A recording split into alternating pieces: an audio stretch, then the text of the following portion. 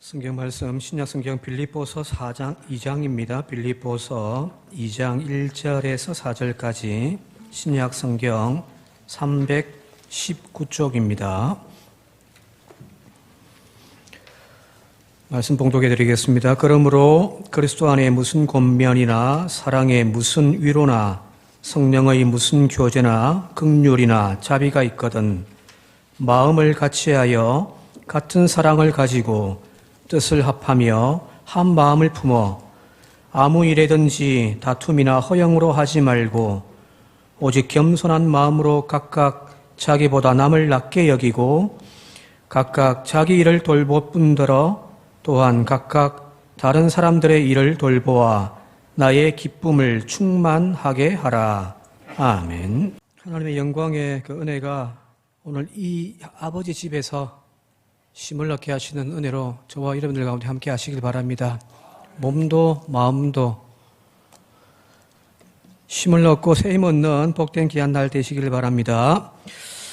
지난 주부터 시작해서 이제 한 2주 동안 그동안 교인들의 가정을 주님의 이름으로 신방하면서 방문하는 그래서 위로하고 축복을 빌어주는 대신방을 지금 계속 진행 중에 있습니다. 지난 3년의 코로나의 긴 터널 속에서 교인의 가정 방문해서 그 형편 살피고 기도해 주는 것조차도 망설여졌던 시간들이었습니다.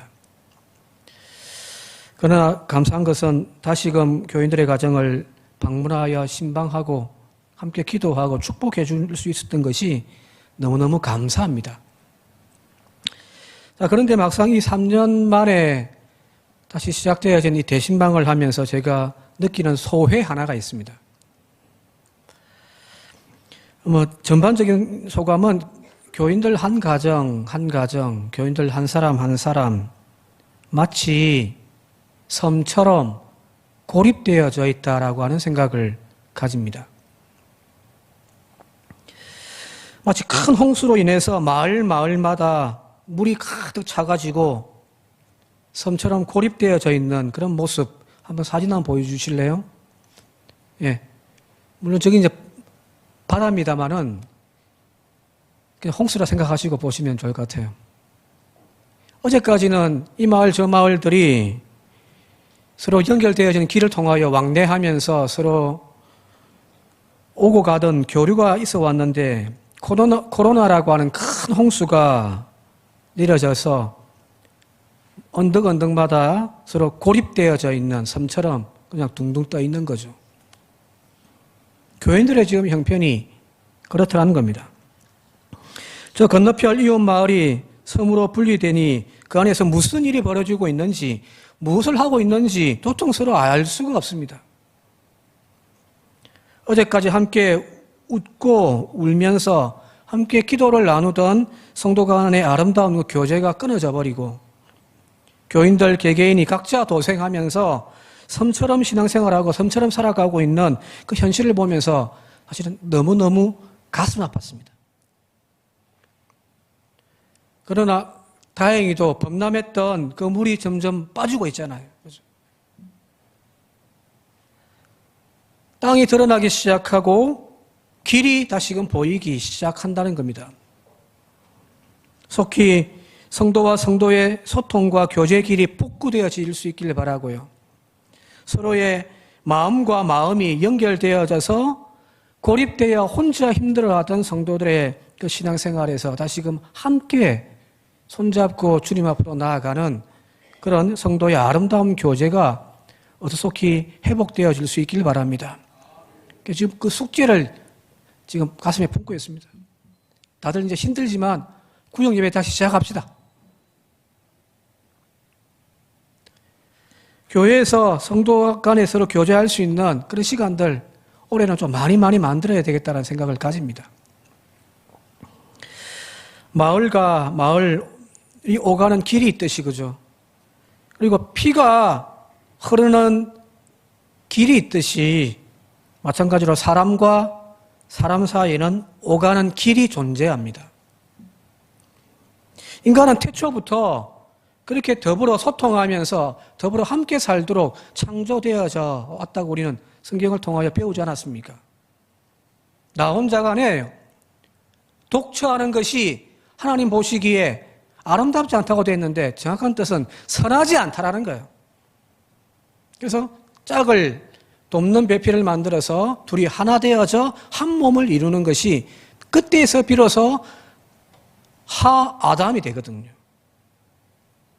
완전한 인간, 그 인간 하나님이 원하시는, 그래서 보시기에 좋았더라가 되는 겁니다. 그러나 문제는 피가 통하는 그 혈관이 막혀버리면 사람은 곧 죽잖아요. 사람과 사람 사이에 오가는 그 소통의 길도 막히게 되어지면은 가족이든 공동체든 죽습니다. 가족도 그렇고 교회도 그렇고 나라도 마찬가지죠. 현재 모여있는 숫자가 중요한 것이 아니에요. 코로나 터져서 교인들 막 쑥쑥 빠져가지고 한 3분의 1이 막 교회 안 나오고, 다행히 감사한 것은 요즘에는 코로나 이전의 숫자가 다시 회복은 되어졌거든요. 아, 이제 다 됐다? 아니에요. 모인 숫자가 중요한 것이 아닙니다. 모여있는 사람들 그 사이에 원활하게 소통하고 정이 지금 나누어지고 있는가? 성도의 아름다운 교제의 길이 지금 막혀있지는 않는가? 그걸 살펴야 되는 거죠. 그게 막혀있다면 교회는 지금 죽어가고 있는 겁니다. 바라기는 원활한 소통과 그리스도의 사랑이 함께 이제 나누어지고 성도의 아름다운 교제가 다시금 회복되어져가는 점점 살아나는 그런 산정교회 되어질 수 있기를 바랍니다. 자, 그런데 오늘날 이것만이 문제가 아니에요. 코로나 때문에 서로 고립되어진 것만은 문제가 아니라는 거예요. 한국교회 추세가 점점 더 성도의 영적인 교제, 서로 말길, 그걸 막고 있는 것이 지금 점점점 고착화되어져 가고 있는 추세라는 겁니다. 자, 세상의 탕류가 지금 교회 안에 지금 흘러 넘쳐 들어오고 있습니다. 그게 뭐냐면 바로 개인주의예요. 개인주의 자체가 나쁘다는 소리가 아니에요. 그러나 신앙에 있어서만큼은 개인주의는 그렇게 좋은 것만은 아니거든요. 신앙생활도 나 홀로 예배당회를 선호하는 현대인들이 점점 늘어나고 있습니다. 교회를 가긴 가는데 아는 사람들이 없으면 좋아요. 조용히 그냥 예배 참석해서 종교적인 의무를 다 행사하고 와서 이제 그냥 내 신앙생활을 다 했다라고 그런 신앙을 또한 추구하는 현대인들이 지금 많이 늘고 있다는 거예요.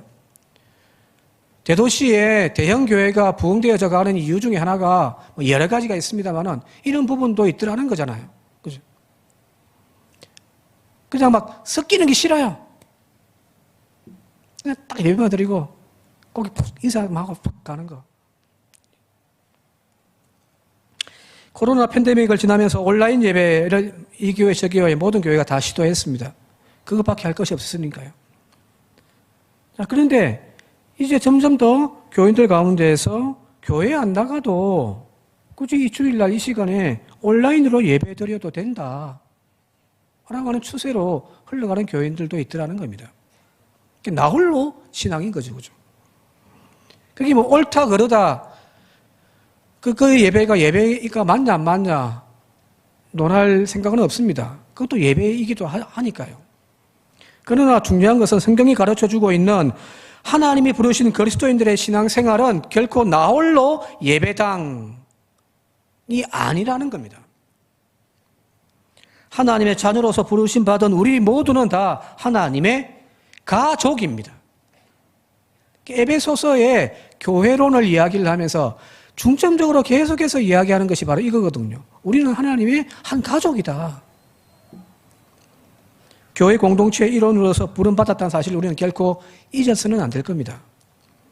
신앙생활은 결국 나 혼자가 아니라 더불어 함께하는 거거든요. 더불어 함께하는 겁니다. 오늘도 우리가 예배 중간에 사도신경 신앙 고백을 드렸지 않습니까? 그죠? 그 신앙 고백의 저 뒷부분에 가면은 성도가 서로 교통하는 것, 즉 성도의 교제를 나는 믿습니다. 이런 신앙 고백을 우리는 한단 말이에요. 성도의 교제를 우리는 믿습니다. 교회의 4대 요소가 있습니다. 예배, 봉사, 교육, 그리고 친교. 이 4개의 기둥으로 교회는 세워져 간다라고 학자들은 이야기를 합니다. 교회의 중요한 4가지의 기둥입니다. 예배 혼자 드릴 수 있죠. 그죠? 근데 봉사는 혼자 합니까? 누군가를 도와주고 사랑을 나누는데 나 혼자만 사랑을 나눠요? 그건 짝사랑이죠. 그죠? 교육은 나 혼자 교육합니까? 내가 선생이고 내가 학생이고 다 됩니까? 아니잖아요. 친교? 혼자 친교합니까? 혼자 그냥 게임기 잡고 그냥 게임만 하면 그게 친구인가요? 아니란 말이에요. 교회의 대부분의 사역의 중요한 기둥들이 다 함께 하는 것들이에요. 예배는 혼자 드릴 수는 있겠지만 우리는 개개인의 섬으로서의 신앙생활을 추구하기보다는 그리스도 안에서 서로 연합하고 교통하는 영적인 교류를 이루어가는 그런 신앙 공동체를 추구하고 또한 그런 신앙 공동체를 세워가는 우리 교회가 되어질 수 있기를 바랍니다. 성도의 신앙생활에서 하나님과 개인의 수직관계, 하나님과 나의 수직관계 또 믿음이 되는 거죠. 그죠? 이건 누군가가 나를 대신해 할 수는 없잖아요. 그죠? 우리 아빠가 목사님이야. 그 목사님이라고 해서 내가 하나님을 잘 섬기는 이게 뭐 크게 도움이 되는가요? 아니잖아요. 그죠? 내 아버지가 목사든 조영기 목사님이든 뭐든 상관없어요. 하나님과의 관계는 나와 수직적인 관계예요. 1대1이에요. 예배 생활, 기도 생활, 말씀 생활 그런 것들은 바로 여기에 포함되는 거죠. 그죠? 하나님과의 수직 관계. 그런데 이것만 가지고 우리는 온전한 신앙생활이라고 이야기하지 않잖아요. 수직생활, 수직적인 그런 신앙생활에 더하여서 수평적인 신앙생활, 즉 성도 간의 유대와 교제, 그리고 서로의 은사를 통하여 서로 섬기고 봉사하고 도와주는 거룩한 교제도 필요하더라는 거예요. 자, 이것이 뭐냐면 십자가 신앙이거든요. 십자가 신앙이란 하나님과의 수직적인 관계, 나와 하나님과의 개인적인 관계, 또 수평적인 사람과 사람, 나와 너, 더불어 함께하는 그런 믿음이 합쳐져 가지고 만들어지는 것이 십자가. 예배만 드렸다고 신앙의 본분을 다했다 생각해서는 절대 안 됩니다. 서로 연합하고 서로 돌아보는 성도의 교제까지 아름답게 이루어져야 우리의 신앙은 온전하게 플러스 되는 거예요. 점점 성장해 가는 겁니다. 자, 복음서에 나타난 예수님의 말씀을 빌리자면 그거잖아요. 내 마음을 다하고 뜻을 다하고 힘을 다하여 주 너희 하나님을 사랑하라. 이것이 첫 번째 계명이요. 두 번째 계명으로 내 이웃을 내 몸과 같이 사랑하라. 이것이 율법의 완성이다. 율법의 완성이라는 말이 무슨 말일까요? 이 신앙의 본질이라는 이야기입니다. 이제 서로 섬으로서 고립되어 있었던 우리의 믿음 생활에서 이제 좀 나오시기 바랍니다. 그리고 예수 그리스도라고 하는 이 모퉁이 돌을 중심으로 해서 서로 연결되어져 하나님의 온전한 하나의 몸을 이루어갈 수 있는 저와 여러분들의 신앙, 우리 교회가 되어질 수 있길 바랍니다. 에베소서 2장입니다. 같이 한번 읽어보도록 할게요. 에베소서 2장 20절에서 22절입니다. 같이 읽겠습니다. 시작. 너희는 사도들과 선지자들의 터 위에 세우심을 입은 자라. 그리스도 예수께서 친히 모퉁이 돌이 되셨느니라. 그 안에서 건물마다 서로 연결하여 주 안에서 성전이 되어가고 너희도 성령 안에서 하나님이 거하실 처소가 되기 위하여 그리스도 예수 안에서 함께 지어져 가느니라. 이 말씀 따르면은 예수 그리스도라고 하는 모퉁이들을 중심으로 해서 서로 연결되어져 서로 다 복잡하게 얽혀 있는. 그래서 각 지체들이 건강하게 믿음이 성장함을 통하여 교회가 부흥되어져가는, 그것이 바로 교회의 본질이라는 겁니다. 여러분들 샴 쌍둥이 아시죠? 샴 쌍둥이. 이 머리가 두 개고 몸이 하나인 그런 쌍둥이에요. 유대인들이 즐겨 사용하는 비유의 이야기가 있습니다. 어떤 어머니가 아이를 낳았는데, 아이를 출산했는데 머리가 두 개가 달려있는데 몸은 하나인 아이를 낳았습니다. 그 아이를 바라보면서 사람들 사이에 지금 논쟁이 일어난 거예요. 이 아이를 한 아이로 봐야 할 것인지 아니면 각각 다른 두 개의 인격체인 둘로 보아야 할 것인지 서로 막 논쟁이 붙었습니다. 이건 어떻게 생각해요? 한 명이 두 명이에요.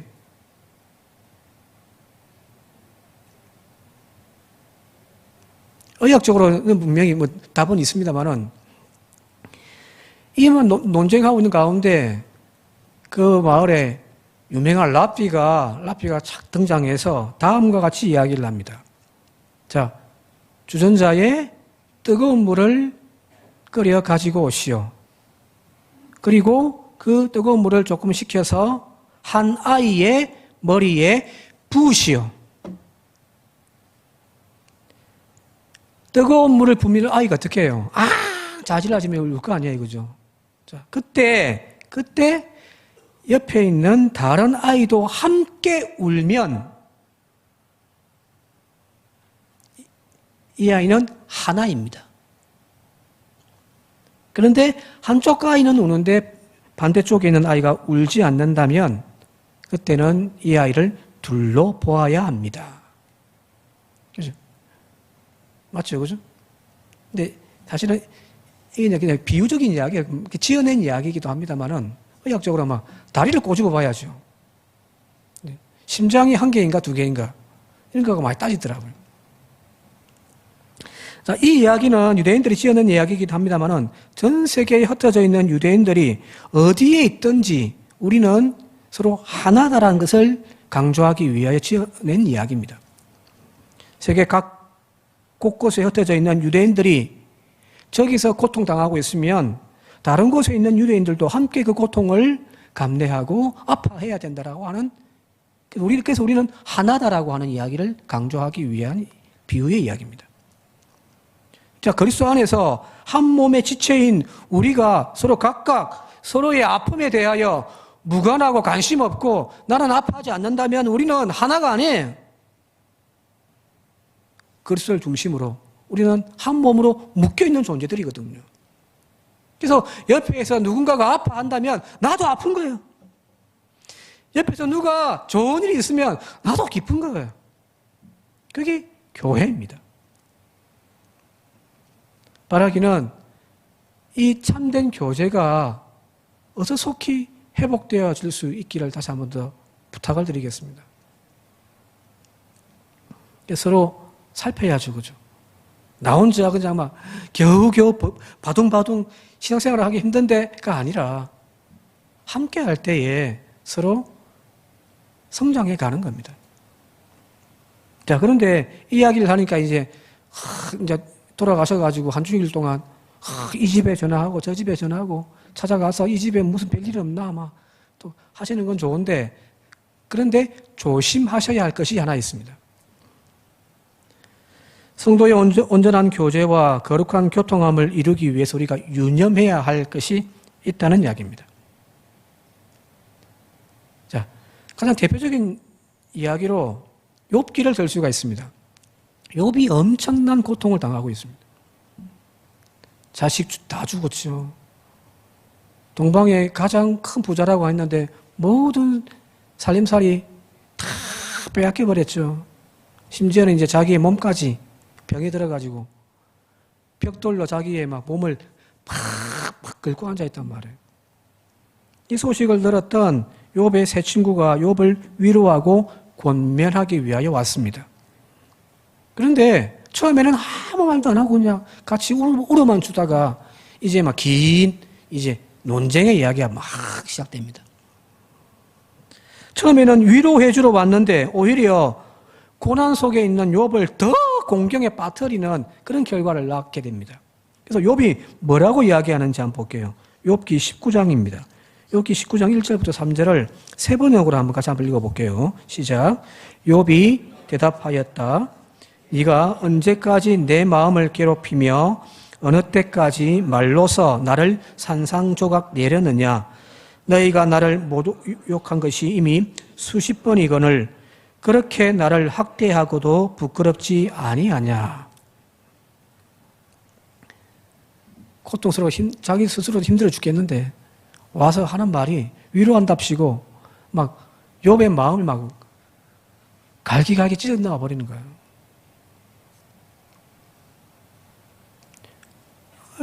제 같으면요.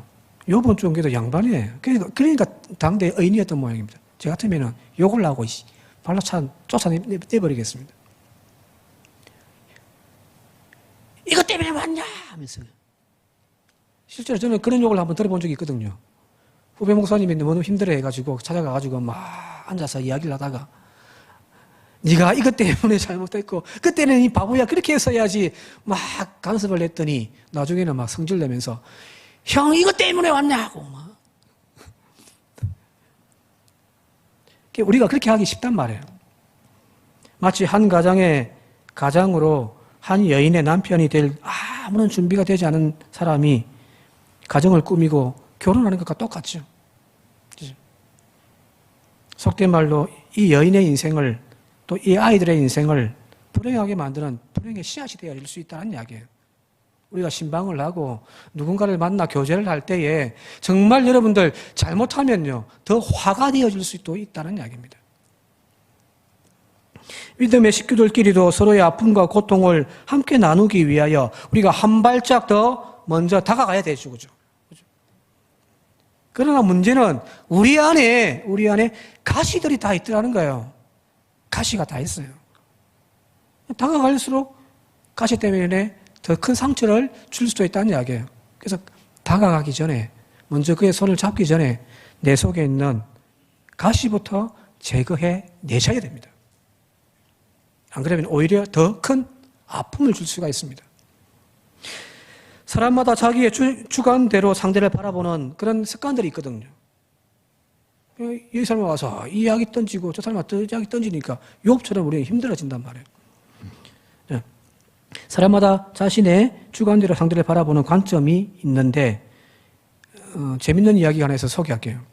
어느 고등학교에 지금 고3 아이들이 공부를 하다가 스트레스를 받아가지고 서로 막 사소한 문제에 지금 시비가 그러니까 싸움이 났어요. 아이들이 막 말리다가 이 싸움이 말려지지 않는 거예요.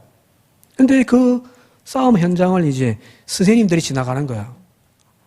한 명씩 지나가면서 이제 그걸 본 거예요. 첫 번째, 국어 선생님입니다. 뭐라 할게요? 국어 선생님은 뭐라고 하고 지나갔을까요? 첫 번째는 제가 말씀드릴게요. 고3이라는 이 새끼들이 주제도 모르고 싸우고 있다니. 국어 선생님이라 이것들이 주제도 모르고 싸우네 하면서 막 혼을 내고 지나갔습니다. 두 번째, 수학 선생님입니다. 수학 선생님입니다. 뭐라고 할게요? 예? 이게 산정교회는 이렇게 막 센스가 빠릅니다. 수학 선생님 지나가면서 아이고 고3이란 것들이 분수도 모르고 하고 지나가버린 게. 수학의 분수 알죠? 분모, 분자, 분수요. 이번에는 음악 선생님이 지나갑니다. 음악 선생님이 지나가면서 또 한마디 던져요.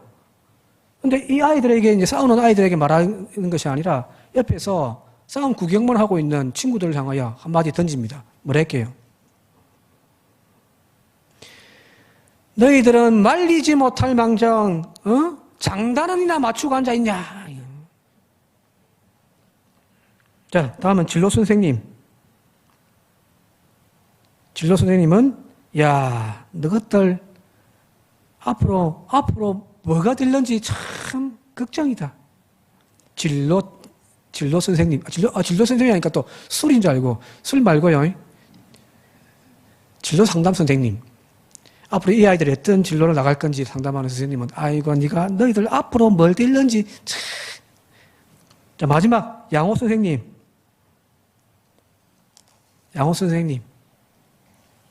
요즘에는 보건 선생님이랍니다. 얘들아, 그러다 다치면 니만 손해다. 이렇게 이야기를 하고 지난. 자, 무슨 말이냐면은 우스갯소리입니다만은 각자가 자기의 전공, 자기의 입장에서 다 한마디씩 던지고 가는 거죠. 그죠? 모든 사람이 다 마찬가지예요. 실제로 우리가 위로하고 권면한다고 하지만 우리는 이런 태도로 상대방을 대할 때가 너무 많습니다. 상대방의 입장에서 충분히 이해하기보다는 내 입장에서, 내 관점에서 상대방의 문제를 바라보려고 하는 거예요. 그러다 보니 자꾸만 아픔만 더 가중시키는 거죠. 성도의 온전한 교제가 이루어지기 위해서 우리가 해야 할 것은 바로 우리의 감정, 우리의 생각, 우리의 판단이 아니에요. 예수님의 마음을 가졌으면 좋겠습니다. 목회하면서 저의 기도 제목 중에 하나 그겁니다. 주님의 마음을 가지고 싶습니다. 주님의 인격을 소유하고 싶습니다. 히브리서 13장에 보게 되어지면은, 이 글을 적은 사람이 바울이다, 아니다, 여러 논쟁들이 있습니다만은, 이 편지를 보내는, 저자가 그 교회 편지를 보내면서 마지막에 어떤 표현을 적었냐면, 이런 표현이 있습니다. 제가 읽어드릴게요. 13장 22절에요. 형제들아, 내가 너희를 권하노니, 권면의 말을 용납하라. 내가 간단히 너희에게 섰느니라. 이렇게 이야기를 하고 있습니다. 13장의 긴 이야기가 이제 그 편지를 받고 있는 교인들을 향하여 이제 자신의 권면하는 이야기를 길게 적은 거예요. 그리고 이제 마지막에 이렇게 이제 이야기를 하는 겁니다. 내가 길게 적었던 이 권면의 말을 용납해 주십시오.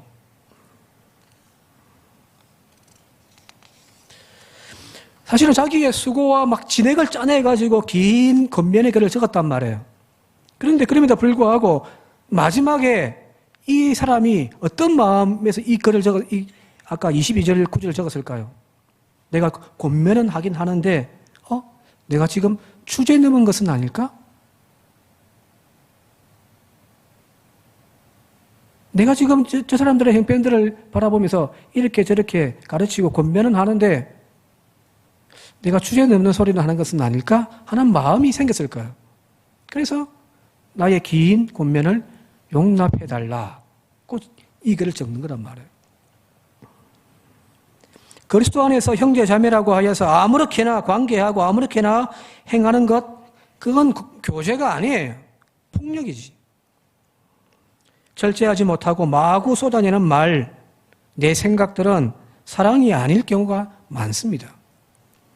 그러므로 다른 사람을 배려하고 그리고 사랑하는 아름다운 마음으로 적절한 예후를 가지고 상대를 대할 때에 그게 온전한 교제가 되어질 수 있더라는 거예요. 그래서 고린도전서 우리 13장이 잘 아는 말씀대로 사랑은 자랑하지 않고 교만하지 아니하며 무례히 행하지 않는 거, 이게 사랑이잖아요. 그죠? 우리는 사랑한답시고 얼마나 무례할 때가 많고 얼마나 내 스스로를 자랑할 때가 많습니까? 상대방에 대하여서 생각하지는 않습니다. 신방 가서 그 가정을 위하여 기도하는데 그 가정의 아픔을 이야기를 안 하고 막 내 이야기만 할 때가 얼마나 많아요. 사람마다 형편에 따라서 그리고 믿음의 연륜 따라서 받아들이는 것들이 다 다를 수가 있습니다.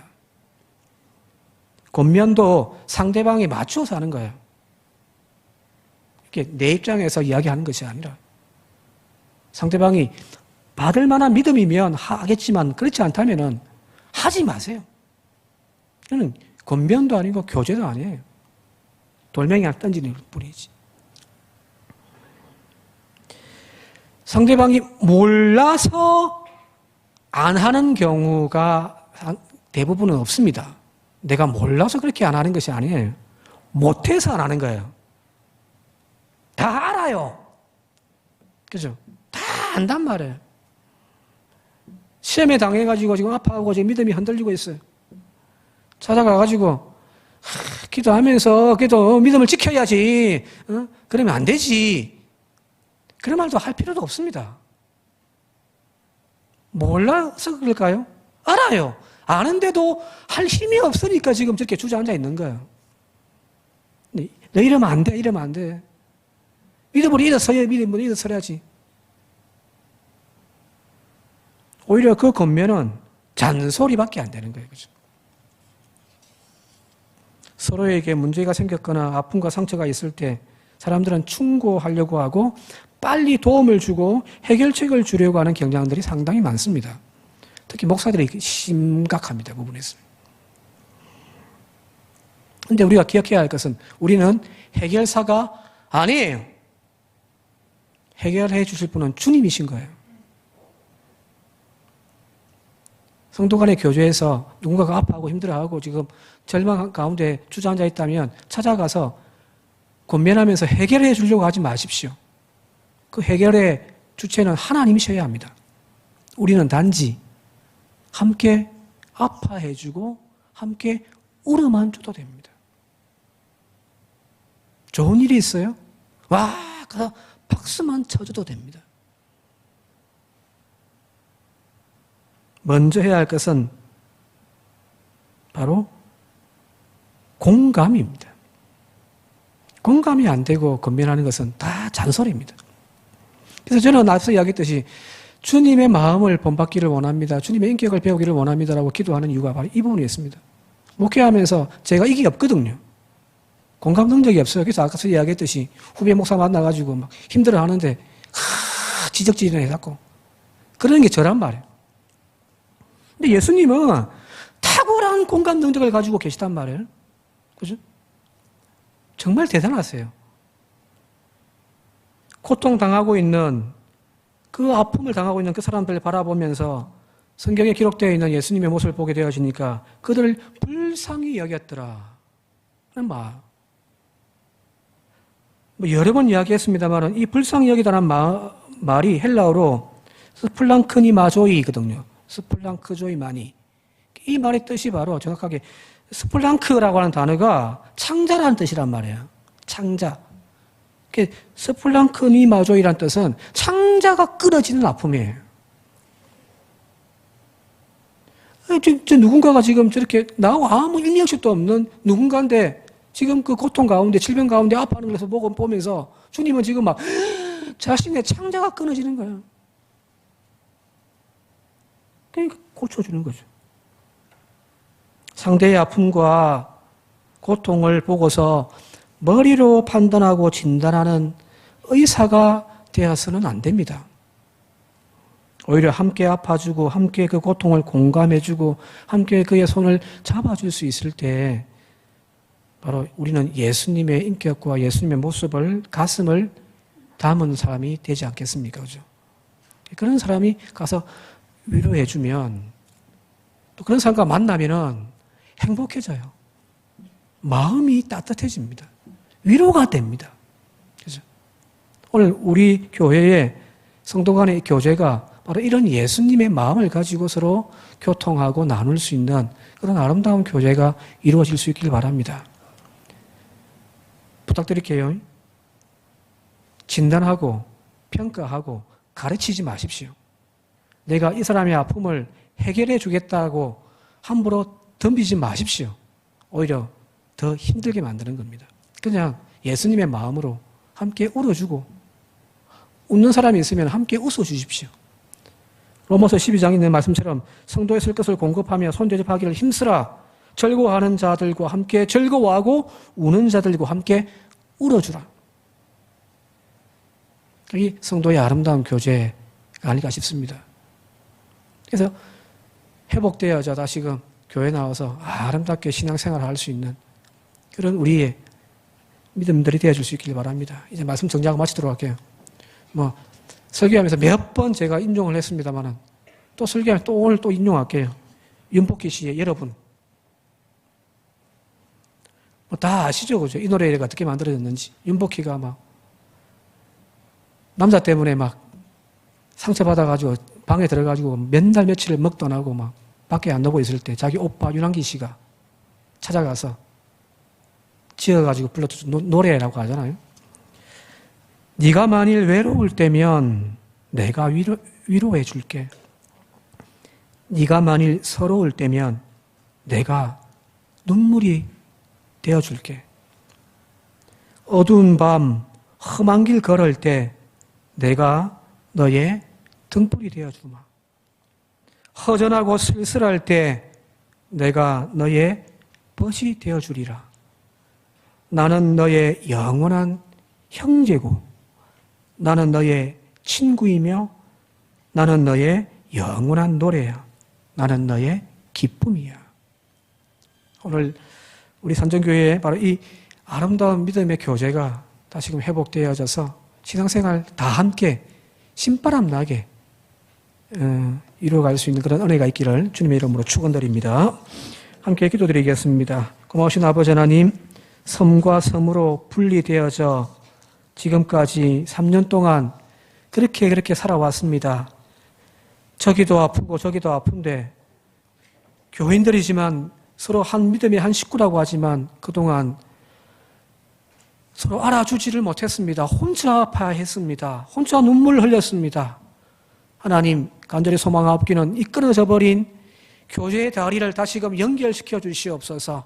마음과 마음이 만날 수 있게 하시고 성도와 성도가 서로 오가며 교통할 수 있는 아름다운 성도의 교제가 회복되게 하옵소서. 예수님의 이름으로 간절히 기도드리옵나이다. 아멘. 교회 소식 전해드리겠습니다. 첫 번째, 신년 대신방 안내입니다. 이번 주 신방 일정은 9구역에서 15역이 되겠습니다. 자세한 일정은 주보 사면하단을 참조하여 준비하여 주시기 바랍니다. 두 번째, 3.1절 기념예배, 다음 주일 오후 찬양예배에 여신도의 주관으로 드리겠습니다. 순서 담당단을 정하여 사무실로 알려주시기 바랍니다. 세 번째, 모임 안내가 되겠습니다. 이 남신도에 오늘 공동 식사 후에 3층 성가 대실에서 모이겠습니다. 그 다음 어린이부 교사의 모임이 되겠습니다. 다음 주일 26일이 되겠습니다. 어린이 예배 후 2층 소예배실에서 모이겠습니다. 네 번째, 금요 기도회의 연합구역 겸입니다. 이번 주 특성 당담은 3구역이 되겠습니다. 찬양과 기도의 자리에 많은 참여를 바라겠습니다. 다섯 번째, 담임 목사 취임, 본교회 출신 최은호 목사님, 장명숙 권사님 아드님이 되겠습니다. 전북 임실 오수교회 담임 목사 취임 예식이 25일 토요일 오전 11시에 있습니다. 교회에서는 오전 8시 50분에 출발하겠습니다. 여섯 번째, 성경 일독 운동이 되겠습니다. 현재 2독 두 분이 참여하였고 이번 주 성경 일동 하실 분은 유중걸 집사님과 한강자 공사님이 각각 일독하셨습니다. 일곱 번째, 청소 봉사 안내가 되겠습니다. 이번 주 청소 봉사는 4, 5 여신도에서 봉사해 주시겠습니다. 여덟 번째, 사임. 그동안 호산나 찬양대 지휘로 수고하신 이호성 집사님께서 개인적인 사정으로 사임하셨습니다. 새로운 지휘자를 모실 수 있도록 기대해 주시기 바랍니다. 2월 교회 행사 및 향기로운 예물은 주보를 참조하여 주시기 바랍니다. 이상입니다. 예, 추가로 하나 더 인사하는 시간 좀 갖도록 하겠습니다. 우리 오늘 예배에 국회의원 이원희 의원님께서 본교회 예배에 오늘 함께 참석해 주셨습니다. 자리에서 잠시 있어서 주시겠습니까? 예. 우리.